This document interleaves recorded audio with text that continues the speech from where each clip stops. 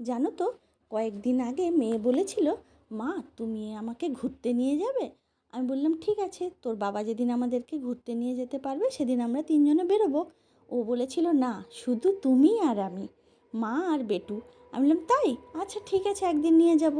আজকে সন্ধেবেলা শঙ্কর কাজ একটা অন্য কিছু ছিল, তো সে বেরিয়ে গেছে আর আমি আর মেয়ে সন্ধেবেলা বেরিয়ে পড়েছিলাম ঘুরতে। আর বেরিয়েই প্রথম থেকেই আমাদের কথা ছিল আমরা দুজনে ভুট্টা খাবো, কারণ ওটা খেতে আমরা দুজনেই খুব পছন্দ করি। আর ওই দুটো ভুট্টা নিয়ে আমরা ঝিল পাড়ে পা দোলাতে দোলাতে বসে খাচ্ছিলাম আর খুব গল্প করছিলাম।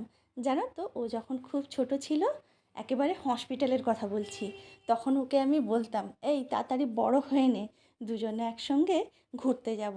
তখনকার কথাটা যেন কেমন সত্যি হয়ে গেল। তারপর ফেরার সময় দুজনে দুটো আইসক্রিম আর একটা যে ও কী কিনলো সেটা আমি বুঝলাম না।